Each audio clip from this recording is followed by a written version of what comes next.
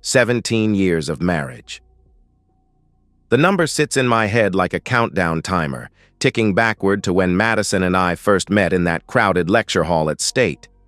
She was assertive then, cutting through group discussions with surgical precision, while I took notes in the margins. Driven. That's what I called it. What I fell for. She was the one who suggested we move in together junior year.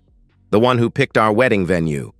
The one who decided Sarah's middle name and Jake's preschool.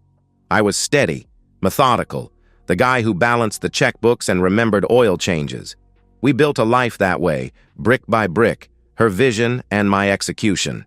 Now I'm stirring spaghetti sauce while Jake argues with his math homework at the kitchen table. Sarah's upstairs, probably texting friends about some drama I'll never understand. Madison's at another conference, always another conference. Professional development, she calls it. 3 weekends a month, sometimes 4. High school guidance counselors apparently need constant retreating, constant workshops on teen psychology and college prep strategies.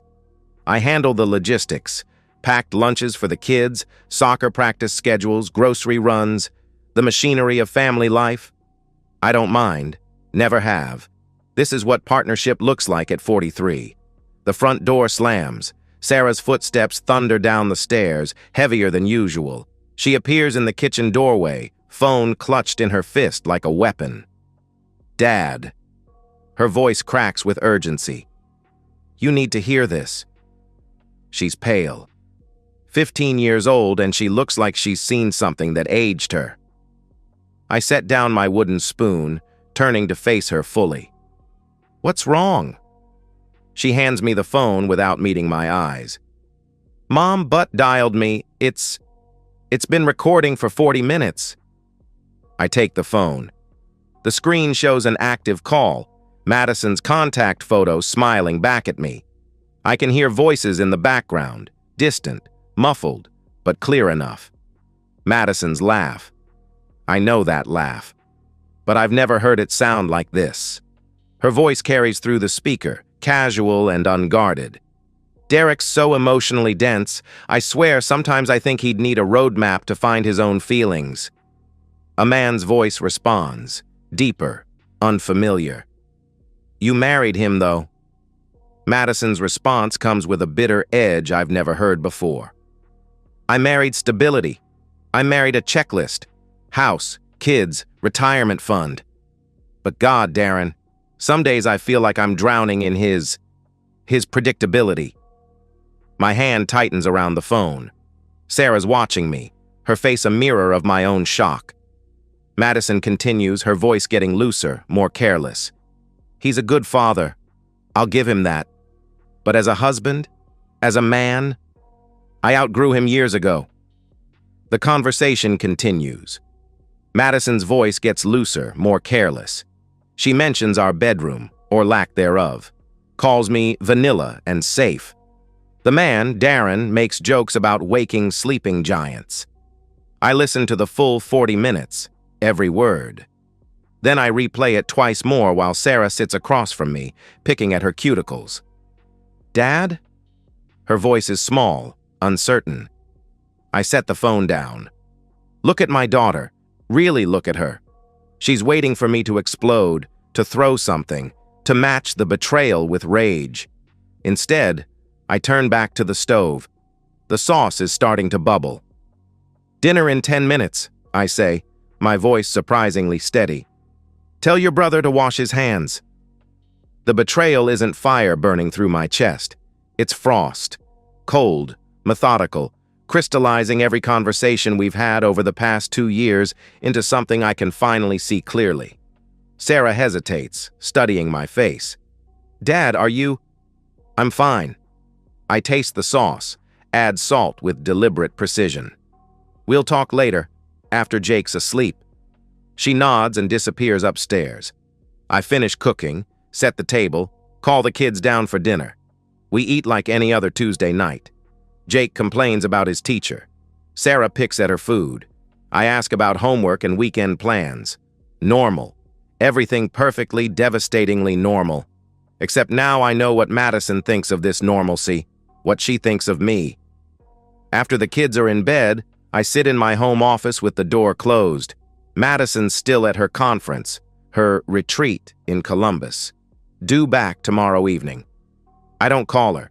Don't send a furious text. Don't confront. I research. By midnight, I've learned 3 things. Darren Murphy is Madison's supervisor at the school district. He's been divorced twice. And 3 months ago, Madison started taking weekend trips that weren't on any conference calendar I can find. I close the laptop and stare at my reflection in the dark window. 17 years. She called me a checklist she outgrew. Fine. Let's see how she likes being checked off. I don't sleep. Instead, I lie in our bed. My bed now, I suppose, and plan. Madison's pillow still smells like her shampoo, vanilla, and coconut. The scent used to comfort me. Now it feels like evidence. By 6 a.m., I'm dressed and making coffee. Sarah finds me in the kitchen, dark circles under her eyes. She accepts the travel mug I hand her gratefully. Did you sleep? Some. I study her face, seeing the same exhaustion I feel.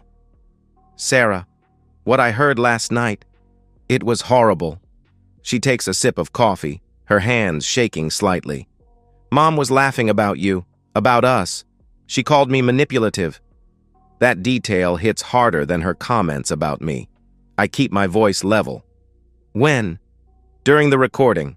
She told him I was manipulative and Jake was... She pauses, swallowing hard. She said Jake was needy. I process this.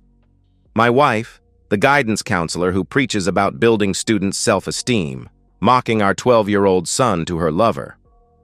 We're not telling Jake, I say firmly. Not yet. Sarah nods, relief evident in her posture. She's grown up overnight, and I hate that Madison's selfishness cost her that innocence. After dropping the kids at school, I drive to Best Buy. The sales associate is eager to help when I explain I need to monitor my company's devices for security purposes. He sells me spyware that mirrors deleted texts, tracks GPS locations, syncs deleted photos. Family plan? He asks, assumedly referring to the multiple devices. Something like that. At home, I install everything on my laptop. Within an hour, I have access to Madison's complete digital footprint. Every text, every email, every app she's deleted. Darren Murphy. The messages go back 8 months. They start professional, schedule changes, meeting notes. Then personal, complaints about spouses, shared jokes. Then intimate. I read their entire relationship unfold in reverse. Her telling him I'm checking out of our marriage. Him encouraging her to explore her needs. Discussion of hotel rooms and weekend getaways. The worst part isn't the sex, though those messages make my stomach turn. It's the casual cruelty. Madison describing my dad jokes as embarrassing. My careful financial planning as controlling. My steady presence as suffocating. She's rewritten our entire marriage as a prison sentence. I screenshot everything, create folders, build a timeline. Then I buy a second phone and install a GPS tracker in Madison's car. Not in the engine, too obvious. Inside the headrest, small enough to be invisible. When Madison comes home that evening, I'm making dinner. She kisses my cheek like she has 1,000 times before. How was the conference? I ask, not looking up from the stove. Boring.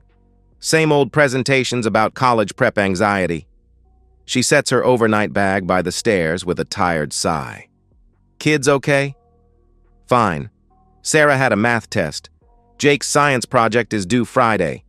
We talk about schedules and grocery lists. Normal married conversation. She doesn't suspect anything, but I'm recording it all now. Every conversation, every lie, every casual dismissal of the life we built together. 3 days later, the car tracker pays off. Madison tells me she's going to a faculty meeting that runs late. Instead, she drives to the Marriott downtown, stays for 3 hours. I'm parked across the street when she emerges with Darren Murphy. He's taller than I expected, graying at the temples, expensive suit. They don't kiss goodbye, too public, but his hand lingers on her lower back. I photograph everything. That night, Madison complains about the long meeting.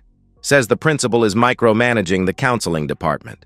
She's convincing, animated, full of specific details about budget discussions and policy changes.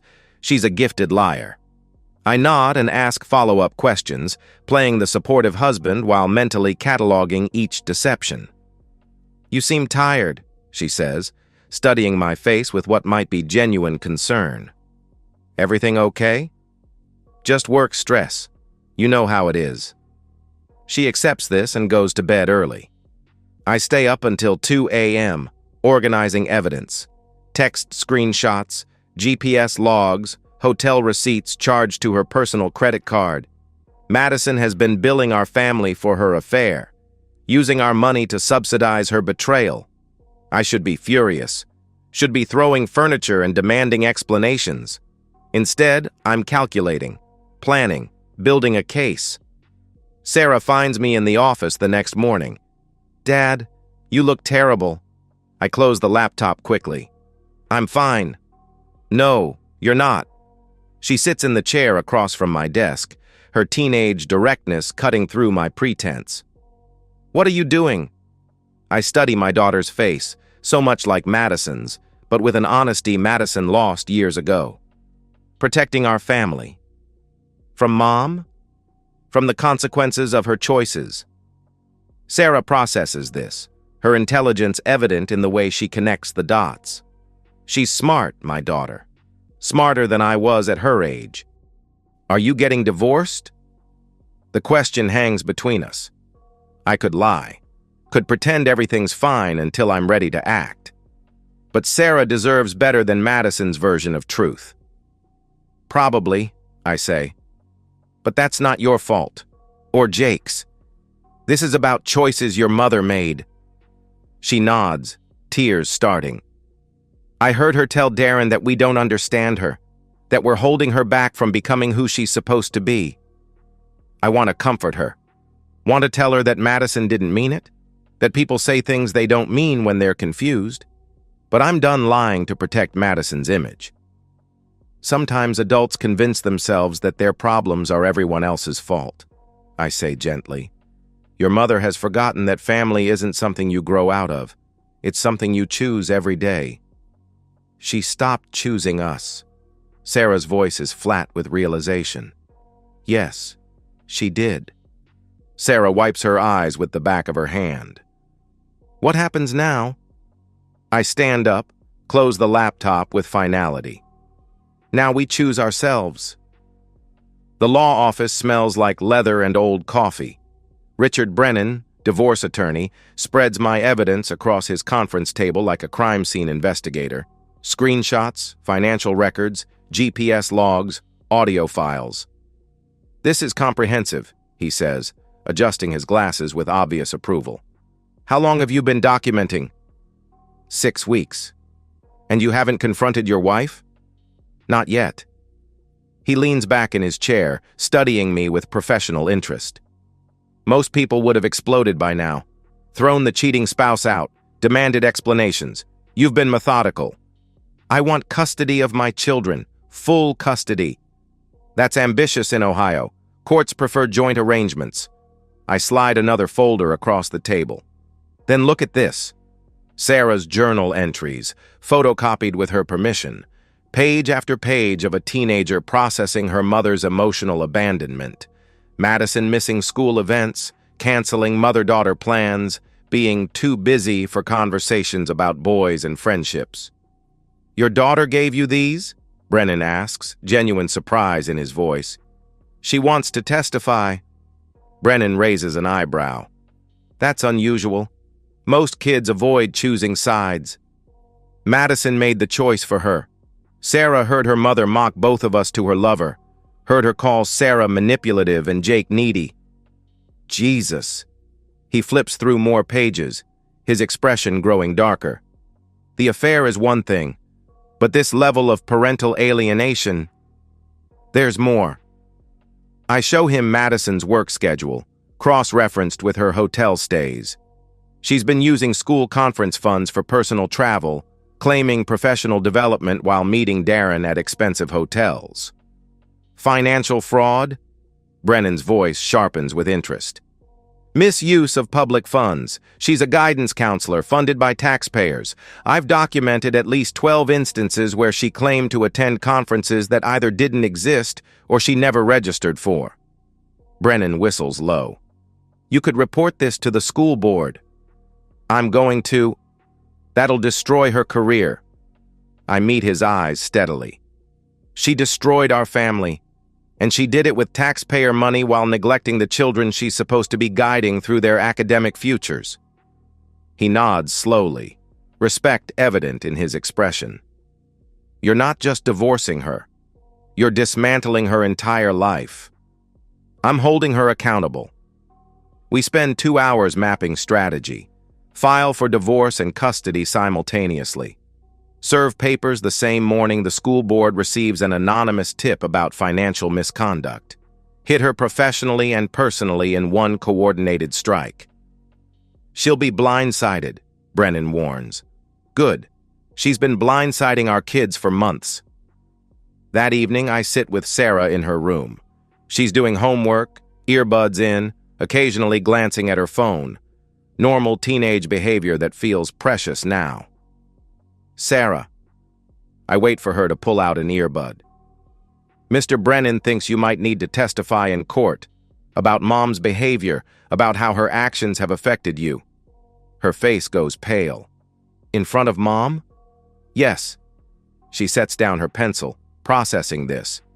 Will it help? It might determine whether you and Jake stay with me or have to split time between households. She considers this for a long moment. What would I have to say? The truth. About the phone call. About how she's been treating you both. About which parent you feel safe with. Sarah's quiet for what feels like an eternity. Then, I don't feel safe with her anymore, Dad. She lies about everything. She pretends to care about our problems when she's actually texting him. She's fake. The pain in her voice is evident. That's hard to say about your mother. It's harder to live with someone you can't trust. My 15-year-old daughter has just articulated what took me 17 years to understand. Okay, I say, reaching over to squeeze her hand. We'll do this together. 2 days later, I compile everything into a comprehensive report for the school board. Financial records, timeline of fraudulent conference claims, evidence of the inappropriate relationship with a supervisor. I don't include the personal details, the mocking texts about our children, the casual cruelty toward our marriage. This is about professional misconduct. I print copies, seal them in envelopes, and drive to the school district office. The anonymous tip line is designed for exactly this situation. Community members reporting educator misconduct. Walking back to my car, I feel something I haven't experienced in months. Control. Madison has been playing a game where she rewrites reality, where her selfishness becomes self-discovery and her betrayal becomes empowerment. She's convinced herself that she's the victim of a stale marriage, trapped by a boring husband and demanding children. Tomorrow, she'll discover that reality has consequences, and I'll be the one holding the scorecard. Madison's key turns in the front door at 3:47 p.m. on a Tuesday. She's supposed to be at work until 5, but she's been suspended pending investigation. I know this because Richard Brennan called an hour ago. It's done, he'd said with satisfaction. Board received everything this morning. She's been placed on administrative leave. They're launching a full audit. Now she's home, and I can hear her anger from the kitchen. Her heels click across the hardwood like gunshots. "Derek!" she shouts, her voice echoing through the house. "Derek, where are you?" I'm making coffee. Take my time measuring the grounds, adding water, pressing the button. Let her find me. She appears in the doorway, face flushed, suit wrinkled. Her professional mask has cracked completely. "I've been suspended," she says, the words tumbling out in a rush. "Pending review. Someone sent HR everything. Everything, Derek. Financial records, travel logs, conference schedules." I pour coffee into my favorite mug, the one Sarah made in art class 3 years ago. "Want some coffee?" Are you listening to me? I've been suspended. Someone's been stalking me, documenting my every move. That's terrible. I add cream, stir slowly, deliberately calm. Who would do something like that? Her eyes narrow with suspicion. You tell me. I set down my spoon, look at her directly. I have no idea what you're talking about. Don't. Her voice shakes with barely controlled rage. Don't lie to me. This is too detailed, too comprehensive. Someone's been watching me for weeks. I reach into my briefcase, pull out the manila envelope with practiced casualness. As long as we're talking about lying. I slide the divorce papers across the kitchen island. Madison stares at them like they might explode. What is this? Divorce petition, custody motion, financial disclosure requirements. I sip my coffee, watching her face. Your attorney will explain the details. She picks up the papers with trembling hands. You're divorcing me? I'm ending our marriage. There's a difference. Because of some school board investigation? Derek, I can explain. Because you called me emotionally dense. Because you told your lover that our daughter is manipulative and our son is needy. Because you've been billing our family for your affair. The color drains from her face completely. How do you know? Sarah heard you. 43 minutes of you mocking everything we built together, describing our marriage as a prison sentence and our children as obstacles to your self-actualization. Madison sinks into a chair, the fight leaving her body. The butt dial. Among other things. She looks up at me, and for a moment I see the woman I married. Vulnerable, searching, almost young. Derek, I know how this looks. How it looks. Madison, you've been fucking your boss for 8 months, using school funds to pay for hotel rooms, lying to our kids about where you go every weekend. This isn't about how things look. This is about who you've become. I didn't mean for it to happen. Darren and I, we just connected. I hold up my hand, cutting her off. Stop. I don't want to hear about your connection. I want to talk about Jake asking me why mommy doesn't help with homework anymore. About Sarah crying because you canceled 3 mother-daughter plans in a row to spend weekends with your lover. Madison's crying now, mascara starting to streak. I was confused. I felt trapped. You don't understand what it's like to be married to me? You're right. I don't understand what it's like to be married to someone who pays the bills, coaches Little League, handles every crisis, and makes your life possible while you rewrite history to justify betraying him. I pull out my phone, scroll to a screenshot. Want to see what I understand? I understand you telling Darren that Jake's spelling problems are embarrassing, that you're ashamed to attend parent-teacher conferences because our son isn't as academically advanced as other kids in his class. Her eyes widen in horror. You read that? I read everything. Every cruel joke, every dismissive comment, every time you used our children's vulnerabilities as entertainment for your lover. Madison doubles over like I've physically struck her. Oh, God. Oh, God, Derek, I never meant— Yes, you did. You meant every word. You just never thought I'd hear them. She looks up at me, mascara now fully streaking down her cheeks. What do you want? Money? I'll end things with Darren. I'll quit my job. Whatever you need.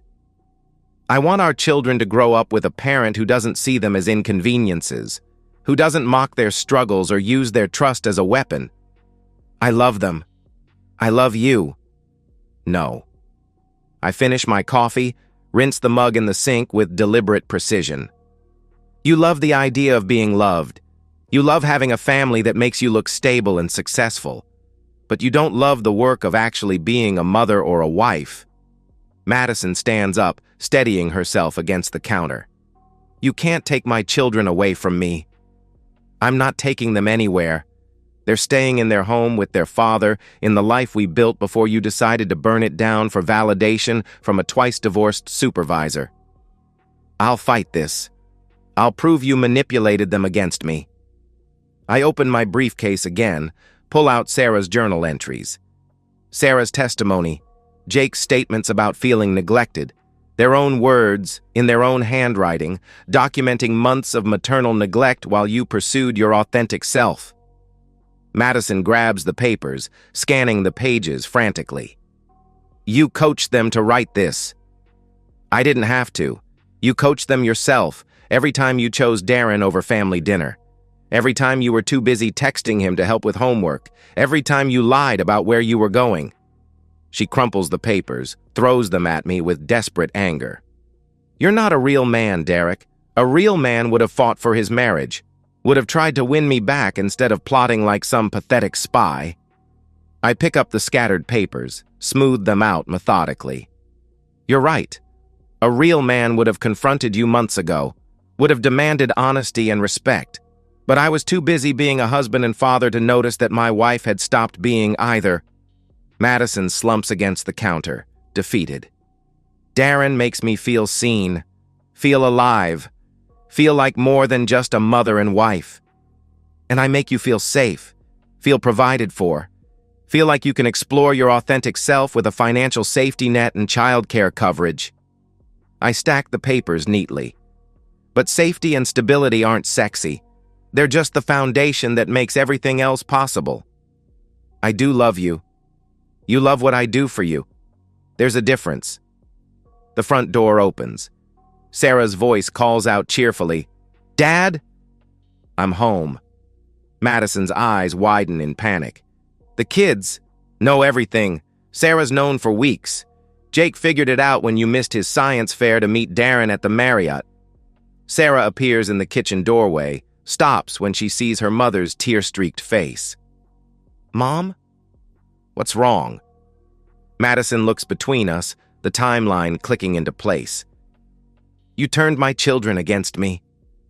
No, Sarah says quietly, her voice steady and mature beyond her years. You did that yourself. Madison stares at our daughter, really looks at her, and sees the same disappointment I've been living with for months. Sarah, honey, I can explain. I don't want you to explain. I want you to apologize. To Dad, to me, to Jake. For lying to us. For making us worry about you when you were really just being selfish. Madison's composure finally breaks completely. She sobs, reaching for Sarah, who takes a deliberate step back. I'm sorry. I'm so sorry. I never wanted to hurt you. But you did hurt us. And you don't get to make that disappear by crying about it now. My 15-year-old daughter has just delivered the verdict that 17 years of marriage couldn't reach. Madison looks at me one more time, desperation and hatred warring in her expression. This isn't over. Yes, I say with quiet finality. It is. The courtroom is smaller than I expected. Fluorescent lights, wood paneling that belongs in 1987, and the peculiar silence that comes from everyone whispering. Madison sits with her attorney, a sharp woman in a navy suit who looks like she bills $400 an hour. She's been coaching Madison for weeks, trying to craft a narrative that salvages maternal rights from the wreckage of infidelity. Richard Brennan adjusts his tie and spreads our evidence across the plaintiff's table. Remember, this isn't about punishment. It's about the children's best interests. I nod, but we both know it's about more than that. It's about accountability. Judge Morrison enters, a gray-haired woman in her 60s who looks like she's heard every sob story twice. Madison's attorney stands, presenting their case first. Your Honor, Madison Grayson is a dedicated mother and education professional who made personal mistakes during a difficult period in her marriage. While she acknowledges poor judgment in her relationship with Mr. Murphy, she maintains that her love for her children and her commitment to their welfare never wavered. The attorney paints Madison as a woman lost, seeking connection in the wrong place, but fundamentally devoted to Sarah and Jake. She emphasizes Madison's career in education, her understanding of child development, her years of successful parenting. Mrs. Grayson requests joint custody with equal parenting time. She's prepared to attend counseling, to rebuild trust with her family, and to demonstrate that a mother's temporary lapse in judgment doesn't negate 15 years of devoted parenthood. Madison takes the stand, She's composed, professional, wearing a conservative dress that screams, "responsible mother." Her testimony is carefully crafted. She accepts responsibility for the affair, expresses regret for the pain she caused, and emphasizes her commitment to repairing relationships with Sarah and Jake. "I made terrible mistakes," she says, looking directly at the judge with practiced sincerity. "I hurt my husband and confused my children. But I never stopped loving them. I never stopped being their mother. Given the chance, I will prove that our family can heal from this."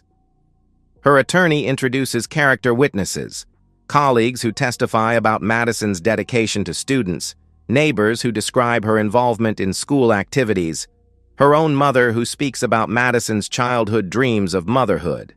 It's convincing, professional, exactly what you'd expect from someone who counsels teenagers for a living. Then Richard Brennan stands up. "Your Honor, the defendant has crafted a narrative about temporary lapses and momentary confusion, but the evidence shows something different. A pattern of deception, financial fraud, and parental neglect that spans 8 months. He introduces the timeline methodically. Madison's first text to Darren, the gradual escalation, the hotel receipts charged to the family credit card, the falsified conference expenses, the GPS logs showing her actual locations versus her claimed whereabouts. This isn't about one mistake, Your Honor. This is about systematic betrayal of every commitment that defines family." Then he plays the audio. Madison's voice fills the courtroom, laughing about my emotional density, mocking our children's vulnerabilities, describing our marriage as a checklist she outgrew.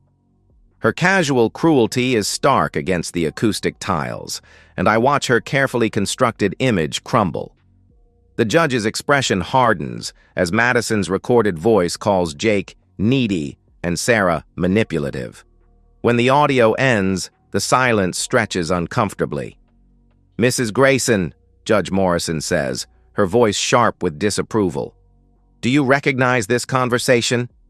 Madison's attorney objects, privacy violations, illegally obtained evidence, but the judge overrules with a firm gesture.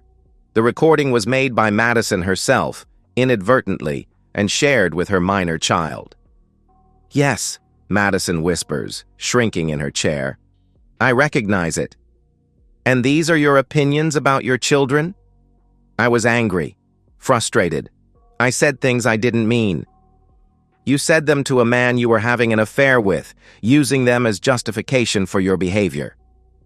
Madison's composure finally breaks. "I was confused. I felt trapped. I didn't know how to what? How to discuss your marital problems with your husband instead of your supervisor? How to attend your son's science fair instead of meeting your lover at a hotel?" The judge has heard enough. She calls for Sarah. My daughter walks to the witness stand with remarkable composure for 15 years old. She's wearing the dress she picked out herself. Simple, navy blue, nothing that screams coached testimony. "Sarah, do you understand why you're here?" "Yes, Your Honor. You're deciding where Jake and I should live." "And what would you prefer?" Sarah glances at Madison, then back at the judge with steady resolve. "I want to live with my dad."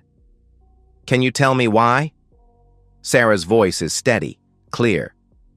"Because I trust him. Because he's been taking care of us while Mom was busy with other things. Because he doesn't lie to us about where he's going or what he's doing." "How do you feel about your mother?" "I love her, but I don't feel safe with her anymore." "What do you mean by safe?" Sarah considers this carefully, her maturity evident. "I mean, I can't trust what she tells me. She lies about little things and big things. She pretends to care about our problems while she's texting someone else. She makes promises she doesn't keep." Madison's attorney objects, but Sarah continues without missing a beat. "I heard her making fun of Dad and Jake to her boyfriend. She called Jake needy because he has trouble with spelling. She called me manipulative because I asked her to come to my school play." The judge leans forward with obvious interest. "How did that make you feel?" like she sees us as problems to manage instead of kids to love. It's devastating testimony, delivered without drama or manipulation. Just a teenager explaining why she no longer trusts her mother. Jake follows. He's younger, more nervous, but equally clear. "I want to stay with Dad," he says, his voice small but determined. "Mom's always on her phone now. She forgets things. She promised to help with my science project, but then said she was too busy." "Do you love your mother?" "Yes, but she's different now. Like she's pretending to be our mom instead of actually being our mom." Out of the mouths of babes. Madison's attorney tries to rehabilitate their case, emphasizing the importance of mother-child relationships, the potential for healing, the dangers of alienating children from a parent. But the evidence is overwhelming. When Judge Morrison delivers her ruling, her voice is firm and final. The court finds that Mr. Derek Grayson has demonstrated superior fitness for primary custody. The evidence shows a pattern of deception, financial irresponsibility, and parental neglect on the part of Mrs. Madison Grayson that undermines her credibility as a custodial parent. Mr. Grayson is awarded full legal and physical custody of both minor children. Mrs. Grayson is granted supervised visitation every other weekend, with the possibility of expanded access contingent upon completion of counseling and demonstration of consistent, truthful communication with the children. Madison collapses. Actually collapses, sobbing into her hands while her attorney pats her shoulder ineffectively. "I feel no satisfaction, no victory, just the quiet relief of knowing my children won't be shuttled between households, won't have to navigate the cognitive dissonance of a mother who loves them but treats them as obstacles." Outside the courthouse, Sarah takes my hand. "Dad, are you okay?" I squeeze her fingers gently. "I'm okay. Are you?" She considers this with the thoughtfulness that's become her trademark. "I feel bad for Mom, but I'm glad we're staying together." Jake nods eagerly. "Can we get ice cream?" And that's it. The end of 17 years of marriage, reduced to a 12-year-old's request for ice cream. "Yeah," I say, pulling both kids closer. "We can get ice cream." 1 year later, I'm making dinner when Madison's name appears on my phone. Not a call. She's not allowed to contact me directly, but a notification that she's texted Sarah again. Sarah glances at her phone, makes a face, and sets it aside without responding. "What did she say?" I ask, stirring the pasta. "Same thing she always says. She loves me, she misses me, she's getting better." Sarah shrugs with practiced indifference. "She wants to meet for coffee to talk about healing our relationship." Madison sends these messages every weekend like clockwork. Carefully crafted appeals that sound like they were written by her therapist. Lots of language about accountability and growth and rebuilding trust. Sarah reads them, sometimes shows them to Jake, but rarely responds. "Do you want to see her?" Sarah considers this while setting the table with methodical precision. "Sometimes, like when something good happens at school and I want to tell her. But then I remember that she's just going to pretend to listen while checking her phone. She might have changed. Maybe, but I'm not ready to find out."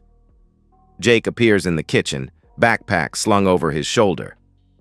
"Dad, can you help me with my English essay? It's about someone who influenced your life." I turn from the stove, curiosity piqued. "Who are you writing about?" "You."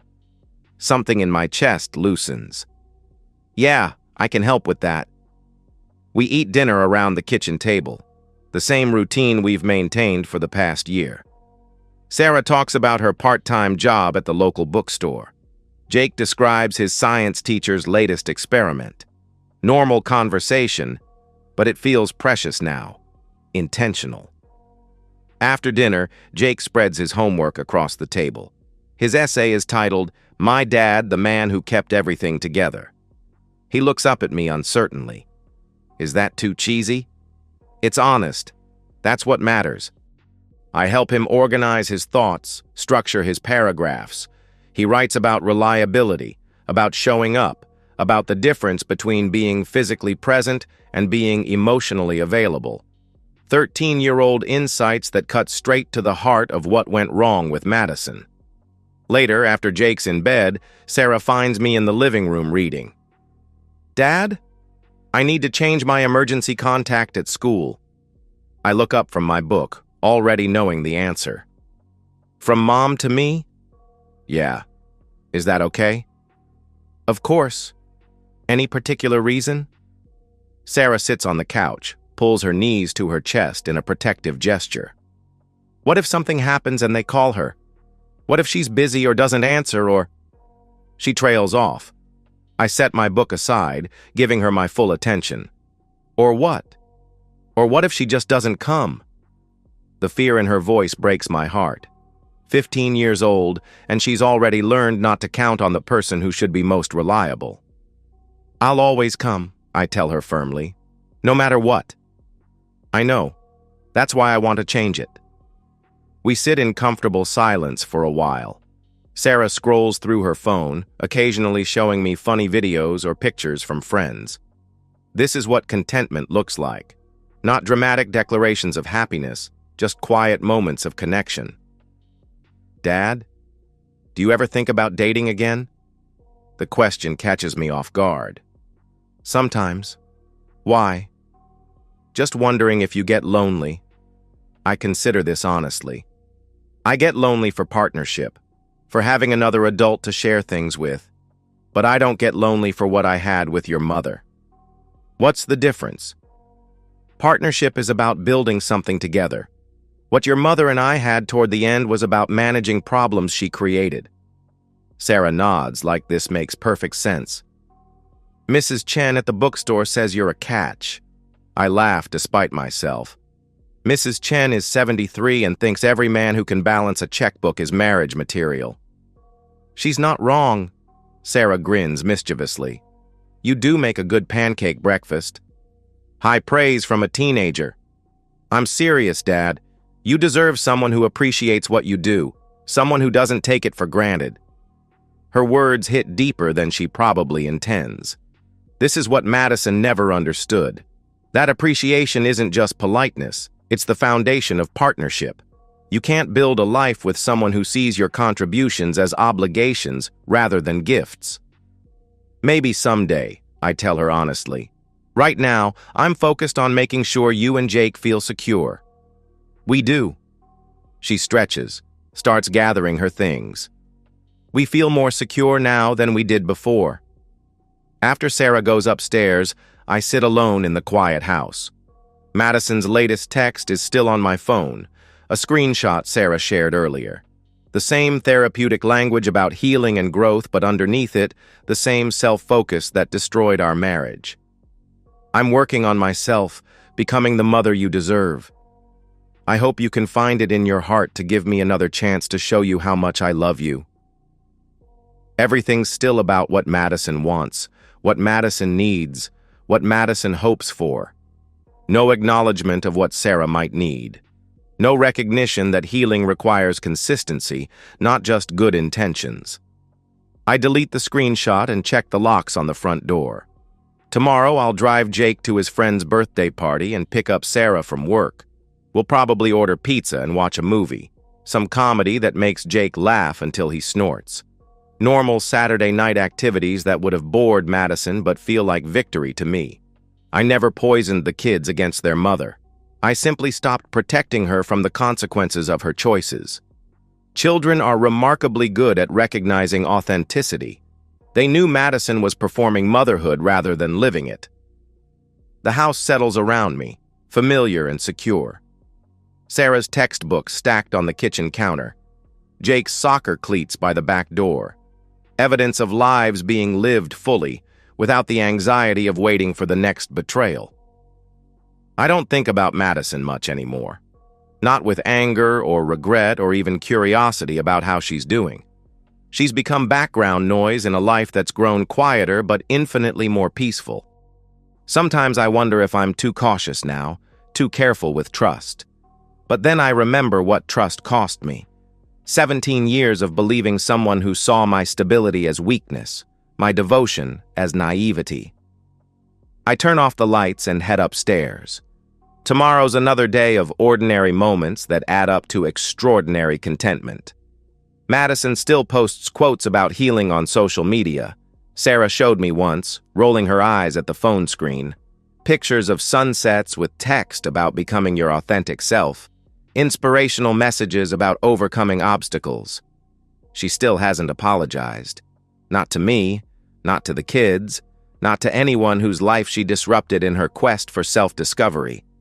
Her social media presence suggests she's the victim of a vindictive ex-husband rather than a woman who chose betrayal over accountability. But that's her story to tell.